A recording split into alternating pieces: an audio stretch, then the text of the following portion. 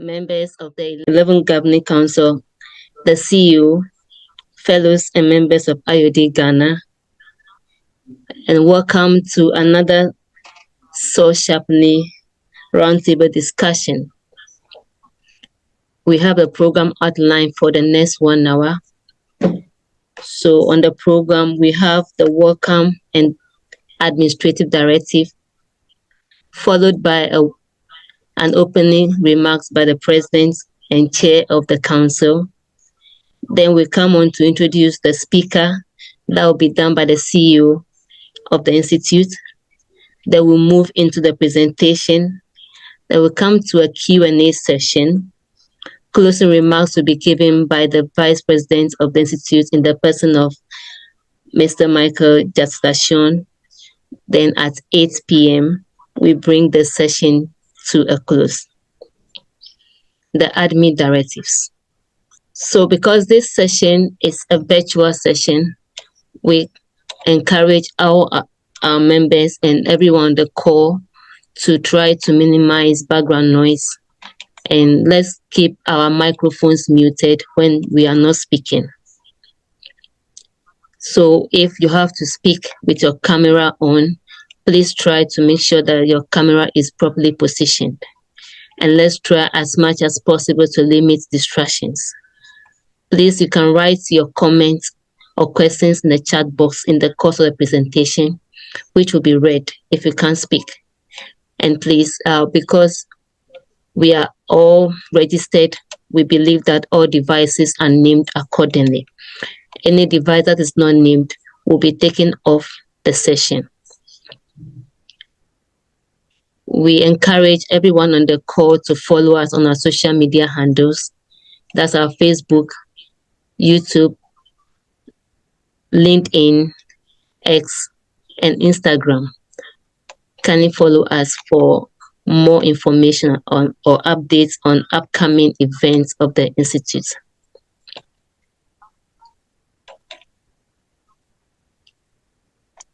So in the course of the session, if you have any challenge or you need any assistance or further information, kindly contact the Secretariat on +233 0302 732269 or +233 0240 714 798, or send us an email info@iodghana.org.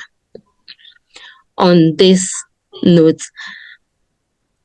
I take the privilege to welcome the president and chair of the council in the person of Mrs. Mary Asari-Yeboah to give us the opening remarks. Madam President, please, you have the floor. Thank you, Celestial. Good evening, distinguished ladies and gentlemen. I acknowledge your presence here and thank you for your participation. I also recognize the presence of the Vice President, the person of Mr. Justice Michael Jatstation, and other members of the Governing Council, both past and present. As you know, the Fellows Roundtable Discussions is a forum for learning. It's for discussions, for sharing ideas on topical issues. And tonight, we have one of our very own, Professor Samuel Newdyke, FIOD, to lead us in discussing a very important subject, not just ordinary coaching, but on corporate coaching and its resultant benefits. Distinguished ladies and gentlemen, let us all stay attentive, taking new learnings, even refreshers, and engage actively in the ensuing discussions. I am sure we will all leave here enriched. Thank you. I now call on the CEO, Dr. Alfred Brehmer, to formally introduce the speaker. Thank you. Thank you, Madam President. Madam President, Mr. Vice President, members of Council, 10th and 11th Governing Council, distinguished participants to this important Fellows Roundtable on the topic, the Nexus of Corporate Coaching, Transformation and Performance. Such an important topic. Coaching is key if we have to develop future leaders. Transformation is also key if businesses will have to respond to evolving changes. And of course, performance management is also key if targets are to be achieved. Too central for business and for institutions, both profit and non-profit. So therefore, and to handle such an important topic, we will need an accomplished individual to handle this. And of course, not just accomplished, but also an individual who, as far as the governance space is concerned, is an expert. Wasn't very easy, it wasn't very difficult to find one. It's our own fellow, Professor Samuel Ni-Odai. And he's a professor of civil engineering at the KNUST, a strategist, consultant, and a certified executive coach. He has over 20 years experience serving in executive roles and on international boards and consortia. He is an experienced mentor, facilitator, and transformational trainer. He has inspired organizational leaders and business executives through bespoke coaching and helped them craft powerful strategies that led to creating some incredible results for themselves and their organizations. Prof. Ni-Odai has served various capacities in his career, starting with Pro-Vice Chancellor of KNUST, Vice Chancellor of Accra Technical University, visiting professor to Tokyo University of Agriculture and Technology in Japan, and the National University of Rwanda. In addition, served as an extraordinary professor to Tshwane University of Technology, Pretoria, South Africa, advisory board member, United Nations University Institute for Natural Resources in Africa, UNU-INRA, and he is also a recipient of the prestigious Resources in Africa, a prestigious National Best Research Scientist, Gold Award for Water, Environment, and Sanitation. Ladies and gentlemen, there's no other person who can do justice to this topic other than Professor Samuel Ni-Odai, PhD, FGA, Fellow Institute of Directors, Ghana, Fellow Ghana Institute of Engineers. Please join me to welcome him to this Fellows Roundtable. Thank you. Thank you very much. I'm humbled and I'm very grateful. So, Madam Chair, fellow executives, I bring you greetings, and my colleagues. Thank you for the opportunity, which I do not take lightly. I'm very excited to be with all of us this evening. So let me quickly start to say, can you imagine? I'm waking up and then you receive a call and someone tells you, I was stuck in my business and didn't know my next step. The coaching has opened up new ideas for me. And now my business is going beyond the UK. A CEO. Someone calls and says, it was good we linked up. The stress was so much. I was overwhelmed with my business and neglecting other domains of my life. the coaching is helping me create better balance. A chief operating officer in Ghana. For our roundtable discussion today, fellows roundtable discussion, we have the nexus of corporate coaching, transformation, and performance. Once again, I'm Samuel Ni Odai, executive coach. Thank you all for coming. So let's begin our journey.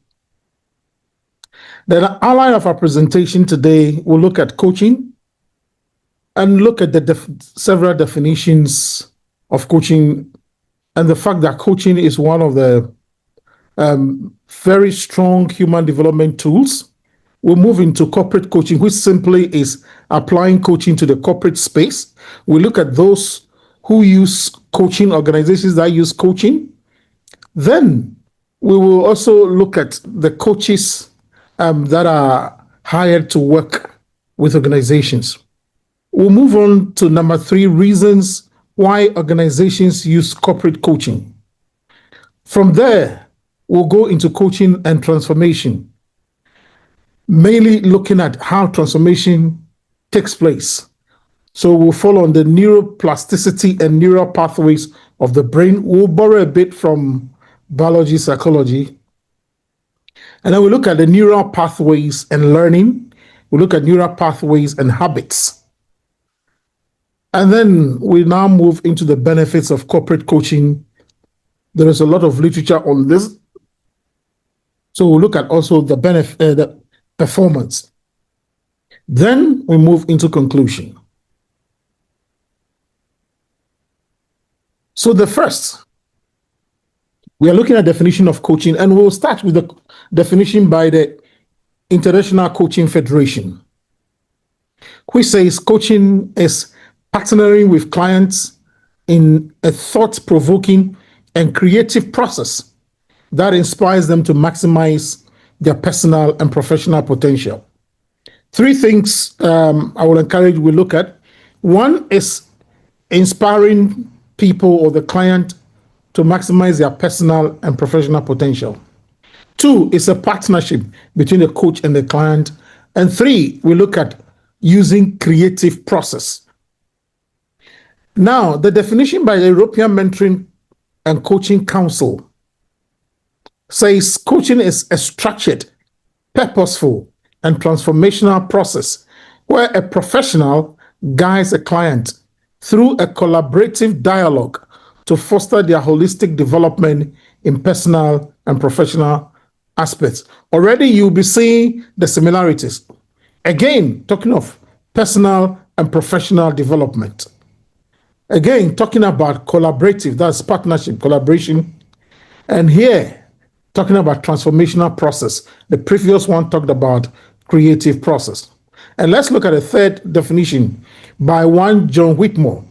Whitmore is usually described as the father of modern coaching. And he said, coaching is unlocking people's potential to maximize their own performance. It is helping them to learn rather than teaching them. Again, you will see talking about maximizing their performance, personal, professional, and unlocking people's potential, strongly suggesting is between a coach working and a client to unlock their potential. And then the previous ones talked about creative process, transformative process. This talks about helping them to learn. That is the creative and transformative process. A Chinese proverb, which we are very familiar with, looking at this with coaching, it says, tell me and I forget, show me and I remember, involve me and I learn. The more we tell people, tell them in class, how many is retained? If you show them, they may remember some, but when they participate, you involve them, they learn. And I think this actually clearly or summarily mimics the definition of coaching. Now, what coaching does and doesn't do. First, coaching doesn't tell what to do. So coaching doesn't tell the client, do this or do that. No. Coaching doesn't teach technical skills. For example, somebody needs skills in Excel or accounting basics. No, it's not for coaching. You register in a school and get trained or take a short course. Coaching doesn't suggest solutions. However, coaching rather inspires the client to develop awareness of themselves to help in discovery of what they want to achieve. And then coaching challenges the client to take actions, accountability. Now, when we say coaching is effective, it's an effective human development tool. Why? When you look at this picture here, I remember when I went to class 1 first, and most of us will remember in our days, we used the slate and the chalk. We started with counting sticks. So it was so easy for us to remember because we were involved in the process. 1 stick, 2, 3, 4, 5. Oh, this is 5. And this is involving the child in learning. What do we say? We say coaching is effective human development tool because it leads people to learn. It changes the way people think. And sometimes we say it's your mindset. We'll understand some of these things today or better. Coaching enables overcoming mental obstacles. How many of us made New Year resolutions, but before long, we had dropped them because there were obstacles we could not overcome? Coaching helps or enables you to see new possibilities and leads to action and growth. Now let's look at corporate coaching. Simply put, what I say is corporate coaching is application of coaching in the corporate space. But let's look at this. Corporate coaching for organizations. Anytime an organization hires a coach, for that matter, a corporate coach, is to help them develop their future. They have their goals, they have the vision, so they want to get there. So help us to do that. Simply put, to help them meet their business objectives and improve overall performance. And every organization needs this.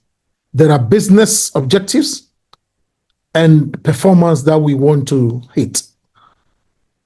Now, corporate coaching is applied across large companies, non-profit organizations, government agencies, small businesses.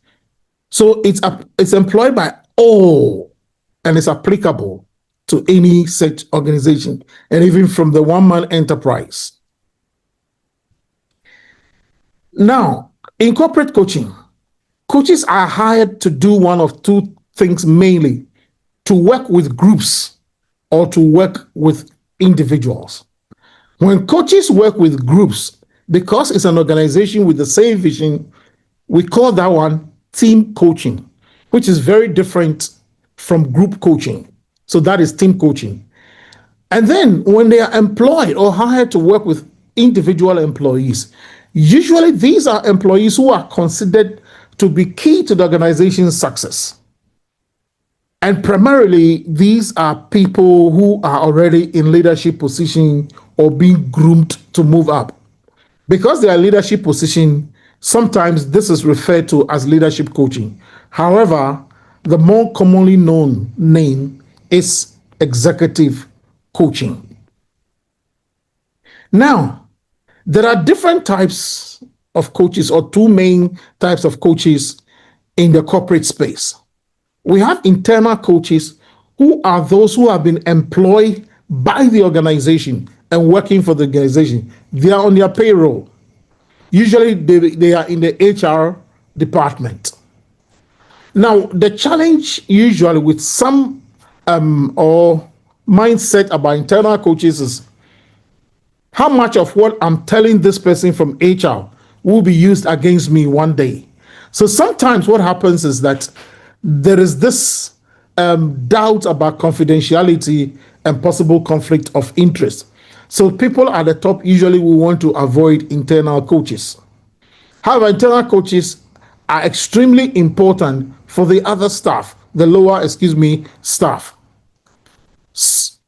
Then the other one is external coaches, and quite a number of huge, large companies may use this for their top leadership, while some organizations will use both. So large external coaches for the top, and then the internal coaches take care of the rest. So this is about basically what the structure looks like. When it comes to why organizations use corporate coaching, it's interesting. In 2018, there was this consulting company, Lee Hecht Harrison. They came up with 5 major reasons, and they are, after interviewing several companies, what they found was 70% of the companies said they use corporate coaching for leadership development. 64% said for skill development or for style differences, that is the uniqueness of their own organization. 40% said to retain top talent, retention of top talent. 34% said as part of management succession planning. And this is one thing I'll quickly comment. My work with a lot of people shows that succession planning is a major issue, at least in our part of the world. When the founder is no more, the business is no more. So we are encouraged, 34% use corporate coaches to manage their succession plan. And another 30% says to ensure success after promotion or with a new hire. So you can imagine people are promoted, nothing happens, new people come in, no coaching, no proper orientation. And sometimes what happens is we want to harvest where we have not sown, and then there are problems. Now, the other effects or let me say benefits or reasons for using corporate coaching is the systemic effects. Systemic effects in the sense that because it's an organization, when you train one person, what is the rippling effect? So what happens is when leaders are coached, these leaders, the information they get is beyond they themselves. Now they go back and then coach the employees below them or their direct reports.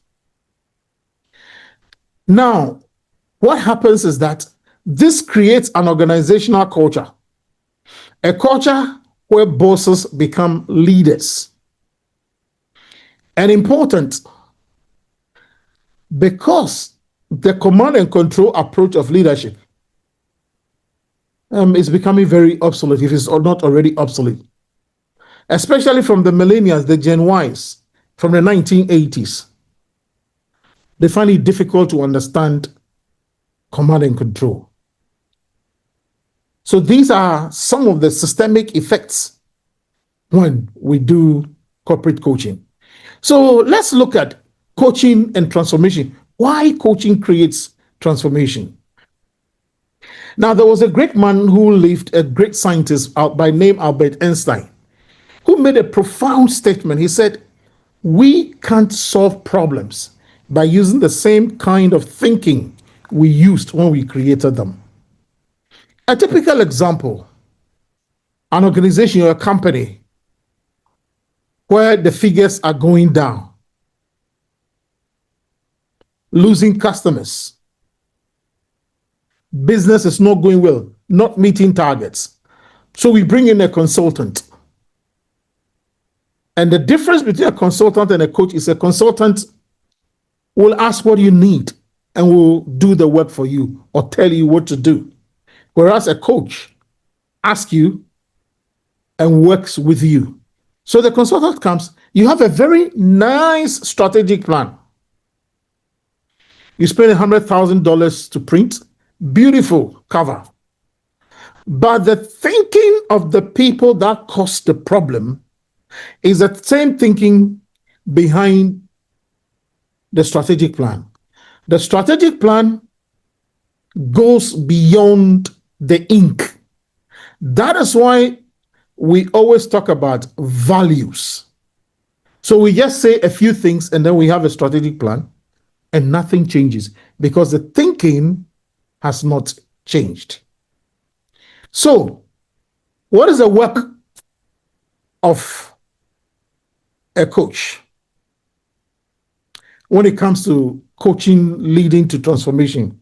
A coach's job is to help clients achieve positive change through one, debugging the human operating system and installing new applications or upgrading the old ones. How do we do this?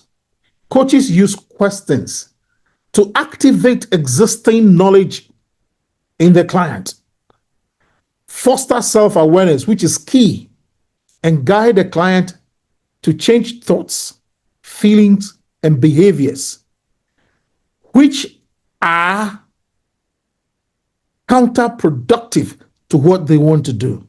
Until thoughts, feelings, and behaviors change, no company moves on. Now, once awareness has been created, progress is made from awareness to co-creating goals. And we'll talk more about this in the next slide on neural pathways. Now, coaching helps the client create action steps to achieve goals. To co-create a write-up of goals and action steps to create expectation. And I think something happened this morning, which I quickly want to share.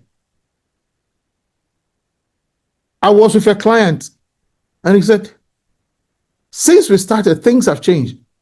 Something happened in the office and under normal circumstances, I will not take part because I don't care. But I realized that this is in my coaching plan. It's one of my targets. And I've promised myself I'm going to achieve it. Quickly, I joined. And it was so useful, I did. So what does coaching do again?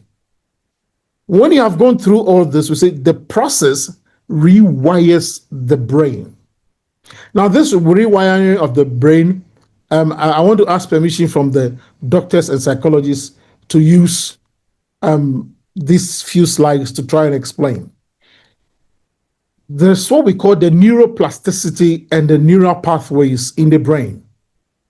Now, neuroplasticity is the lifelong ability of the human brain to modify its connections or rewire itself. This is so important to understand.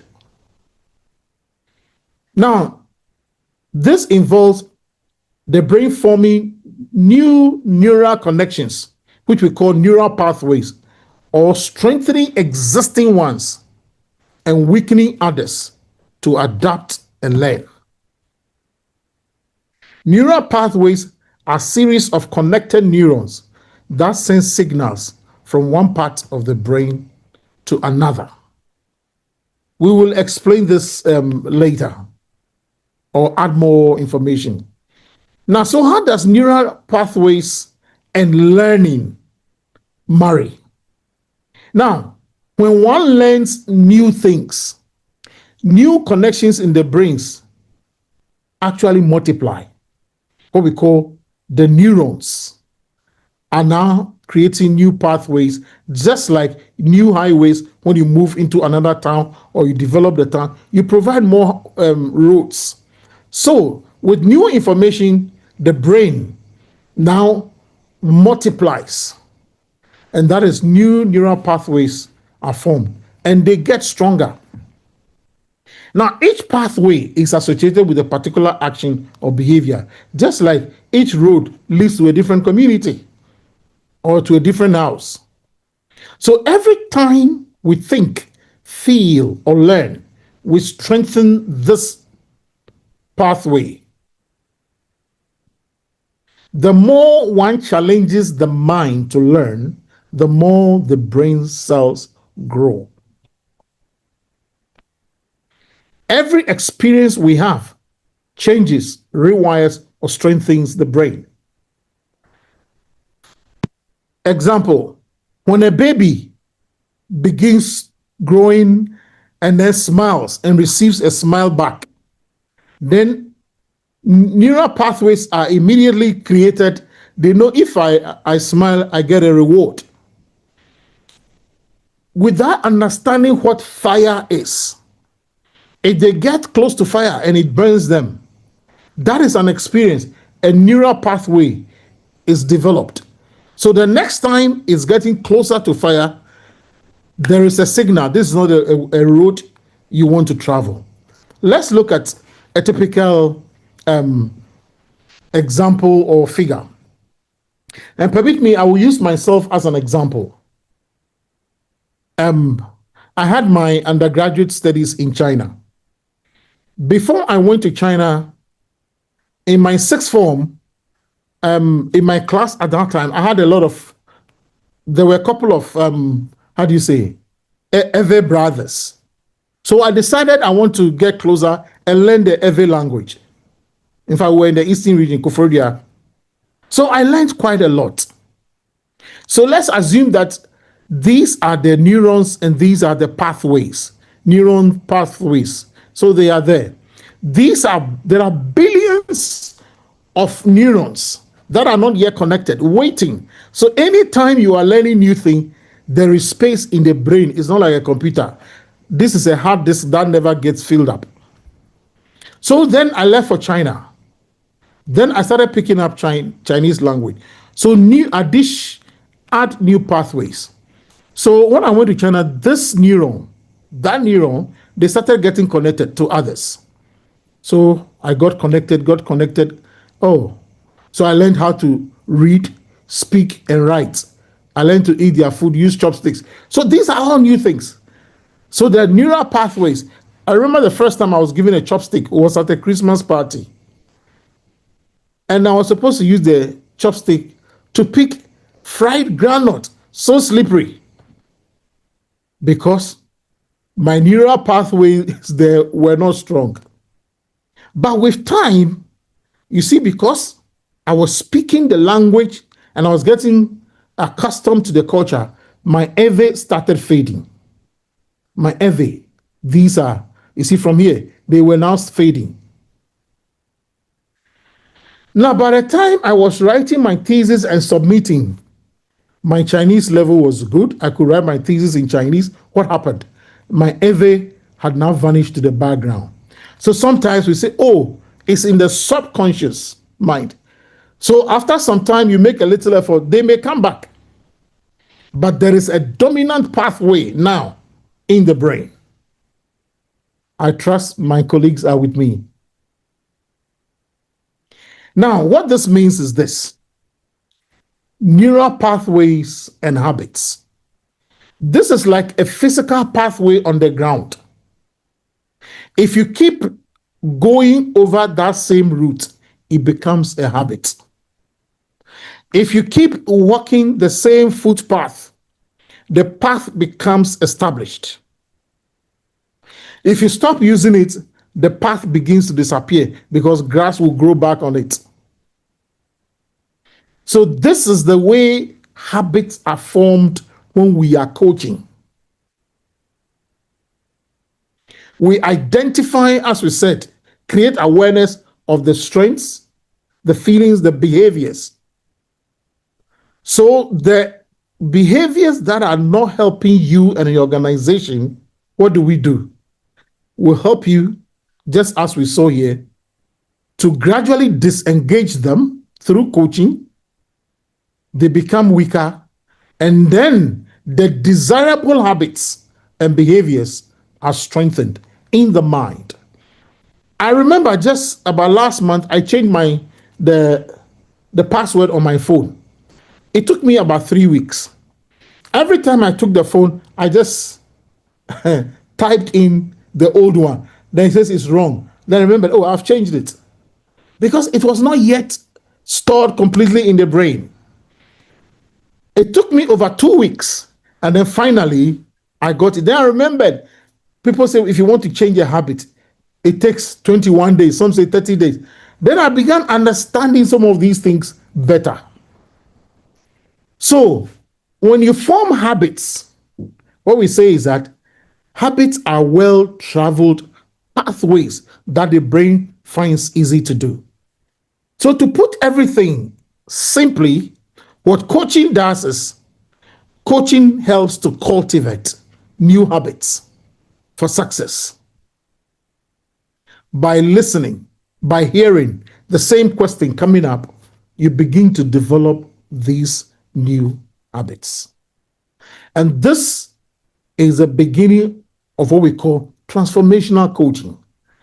People transform, not just transforming the outputs.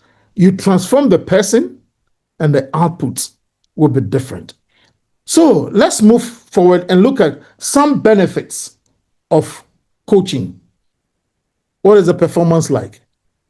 Now, in 2021, the Manchester Consulting, a team from there wrote this paper, which was published in the Manchester Review.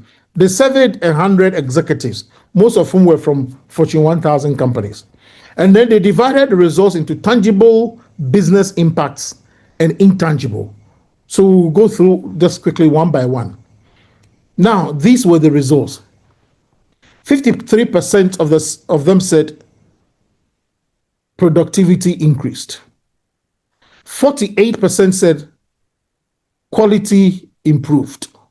48 again said organizational strength improved. 39 said customer service improved. 34% said there were reduced complaints. 32% said there was employee retention, increase in employee retention. 23% said there was cost reduction. 22 said bottom line profitability, that is the net profit, went up by 22%. And then top line revenue, which is the gross income, increased by 14%. And turnover reduced by 12%. This is by training only executives in a company. Then the intangible business impacts, they said, improved relationships.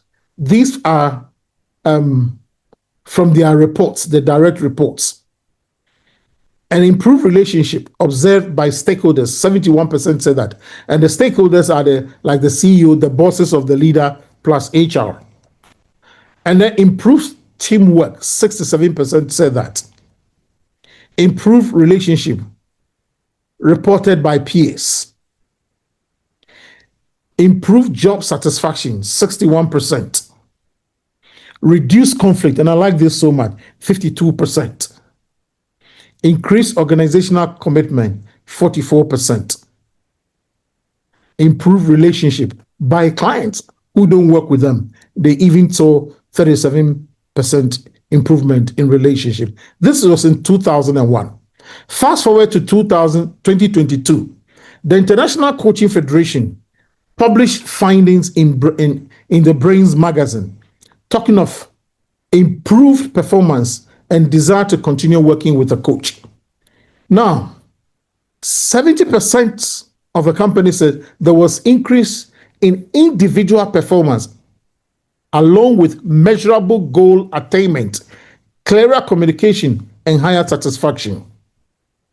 50% said there was increase in team performance, evidenced through better conversation, improved collaboration, and enhanced work performance. 48% said there was increase in organizational performance through business results of an increase in revenue, very important, increase in employee retention and higher customer satisfaction and customer advocacy. What I like about this is it starts from individual performance improving, increasing, team performance, then it went to the organization itself. Now, 86% of organizations saw a return on investment on their coaching engagement. So whatever they put in, they received multiple of that. And the interesting part is that 96% of those executives who had an executive coach said they will repeat the process again. And this is so interesting, showing the impact it had on them. Now, the latest results are from Wi-Fi Talents in 2025, published in June 2025, talking about executive coaching effectiveness and return on investment. Now, this is a recruiting agency specializing in recruiting in Africa, South America, Caribbean, and Asia. They said 70% of clients who receive executive coaching report improved work performance. 86% of organizations say that coaching has a measurable impact on business objectives. The average return on investment for coaching, executive coaching, is estimated as 7 times the initial investment. So if you put 100,000 for your company, multiplies by 7, you get 700 as return on that. The most common reason executives seek coaching is leadership development, and this was cited by 65% of clients. And organizations that, number 5, implement coaching tend to see a 20% increase in employee engagement scores, how committed they are.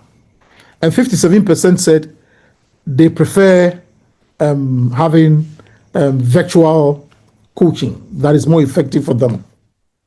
Now, the most common coaching outcomes reported are improved leadership skills, 72% reported, better decision making, 66% of organizations, and increased emotional intelligence, which is a very important topic in our day, 60%. Now, 62% of executives reported that coaching helped them improve their strategic thinking abilities. Coaching is rated as highly effective for developing soft skills, with 81% of clients seeing improvements. 90% of coaching clients reported that their coaching engagement met or exceeded expectation, indicating high satisfaction levels. The turnover rate in organizations that use coaching is 23% lower compared to those that do not. So what do we learn from these? With favorable performance figures, what we can say is that corporate coaching is not a leisure. It should be viewed by businesses and organizations as a critical input for their growth. At this point, permit me to conclude by saying coaching is an effective human development tool. Coaching creates expectations and accountability and births more neural pathways. New and desirable habits formed represent new and strengthened neural pathways leading to success. Systemic effect of corporate coaching creates an organizational culture with increased performance. Finally, evidence abounds, as we have seen from literature, showing that indeed there is a nexus of corporate coaching, transformation, and performance. Thank you all very much, and God bless us all. Thank you so much, Prof, for this elaborate. I can see some handsome congratulations things coming up in the chat box. So we have a Q&A session. So please, if you have a question, just raise your hand with a button and we'll call on you to ask your question. And if you can't ask, you can leave it in the chat box and we'll pick it up. Okay, so Madam Gloria Ampo said, thank you, sir, from the chat box. Madam Helena said, very insightful presentation. Mr. Effa said, very enlightening. We are grateful. All right, so just a moment. There's a question in the chat box. Let me just pick it. Please, there's a question for Mr. Isaac Ajimbonin. He said, do you have several executive coaches or just one? Do you need several executive coaches or just one? That's a question, please. Do you need several executive coaches or just one? Do you need? Yes, please. Oh, yeah, it depends on the number you are dealing with. If it's a small organization, definitely one will suffice. But if it's a big organization, then again, because you wouldn't want to maybe use different methods and maybe create some confusion, the same person can bring a team to work with the group. Thank you so much, sir.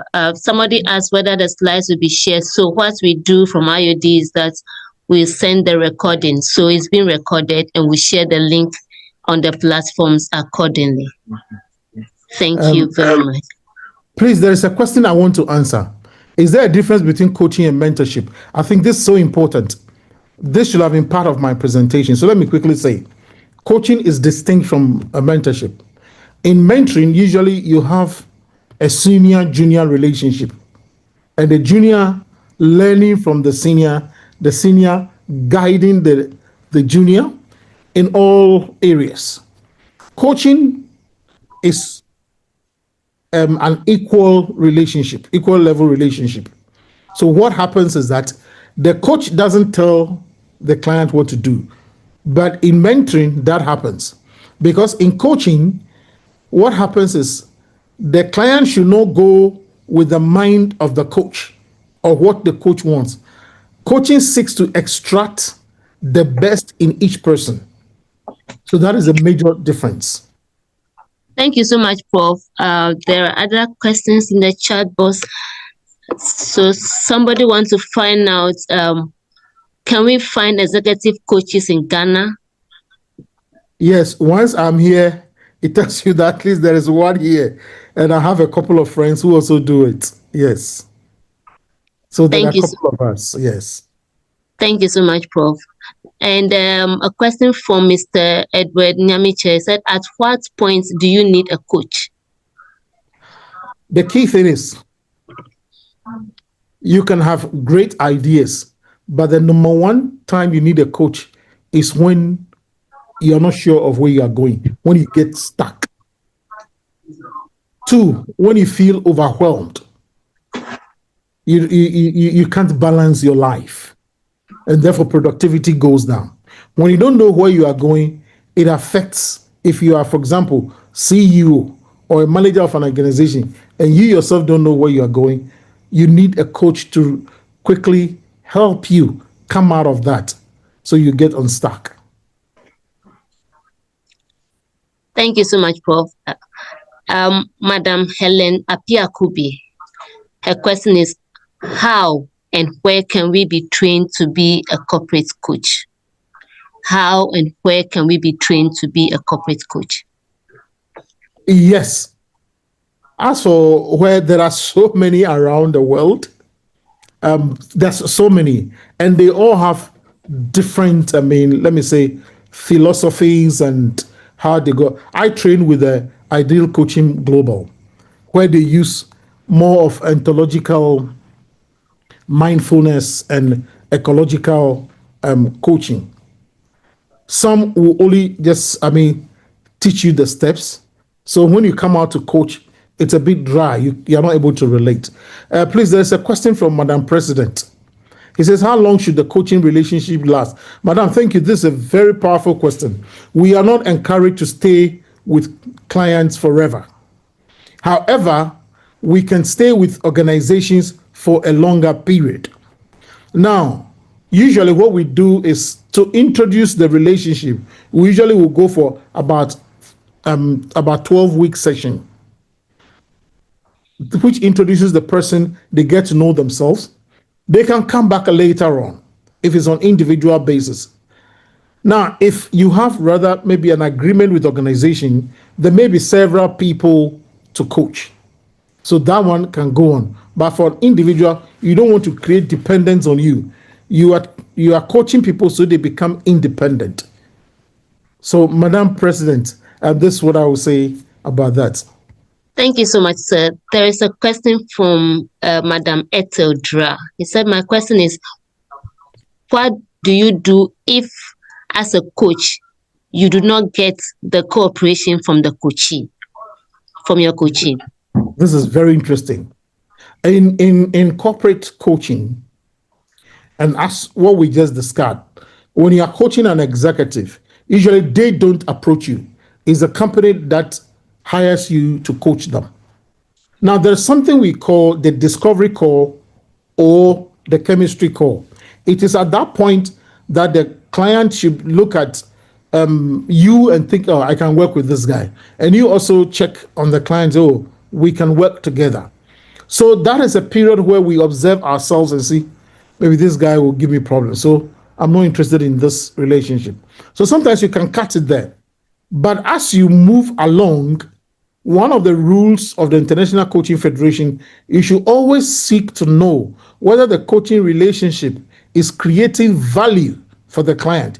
If at a point you realize that the client is not interested, it could be that he's not getting the value he wants. And then they are free to move away at any time if they don't want to work with you. But as coaches, we are not supposed to just give up on people. No. The other way is a bit easier. But when you see there is conflict of interest on the side of you, the coach, that one, you can ask permission and let them know what a conflict of interest is and why you think the relationship should be discontinued. Thank you so much, Prof. There's a question from Madam Millicent at Tuguba. She said, does reputation have a place in coaching? Reputation on the part of the coach? Yes, let me answer it that way. Yes, because the International Coaching Federation has a whole core values and code of conduct.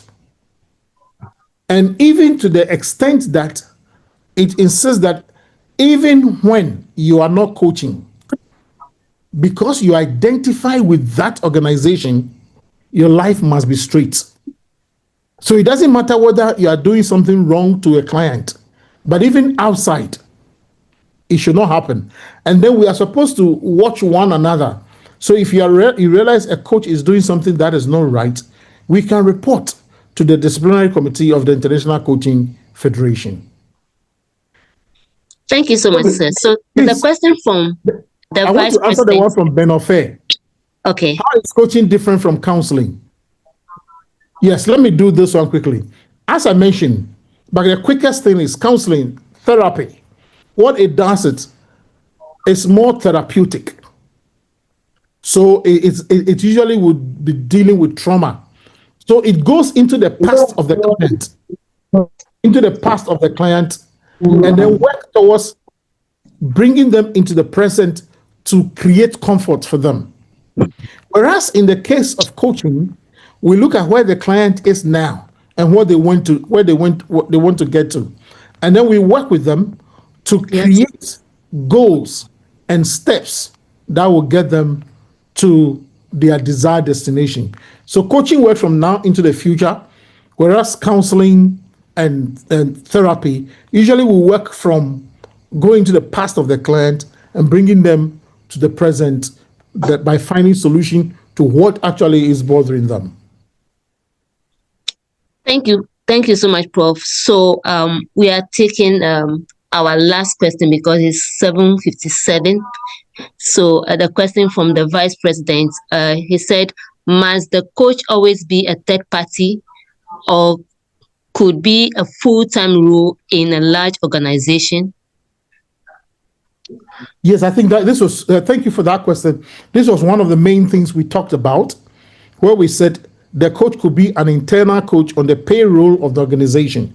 However, usually the little conflict is that when they have to coach leaders or executives, there is that conflict that how much of the information I'm sharing with this coach will be used against me in future.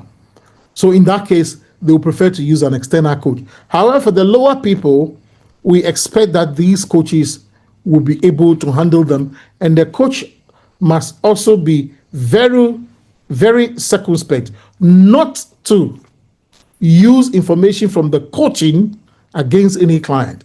If he's a member of the International Coaching Federation, if this is reported, the coach will be dealt with appropriately. Thank you so much, Prof. So because we have to be within time as a corporate body, is the end of the Q&A session.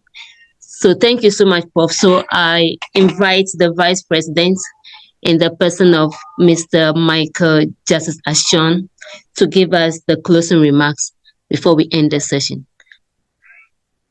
Mr. Ashon, please, you have the floor. Yes, Celestia, thank you very much. Thank you, Madam President, for this opportunity to give the closing remarks. Thank you, Mr. CEO. Prof, thank you very much. I don't think anybody could have done more justice to this topic than you have done. And let me also seize the opportunity to thank all for being part of today's engaging and thought-provoking discussion on the nexus of corporate coaching, transformation, and performance. Okay, just turning on the video. I realized that my video is off. What we've explored together this evening reinforces a powerful truth that coaching is no longer a luxury or a peripheral tool, but it is a strategic imperative. As organizations navigate complexity, rapid change, and the demand for higher performance, coaching becomes the connective tissue that links individual growth to collective transformation. We've seen how coaching unlocks potential, drives cultural shifts, and sustains performance at every level. From the CEO, the COO, the CFO, those positions we popularly refer to as the C-suites, to the front lines. It enables organizations not to just adapt, but to evolve. As we leave this session, let's take with us a renewed commitment to champion coaching, not just as a practice, but as a mindset.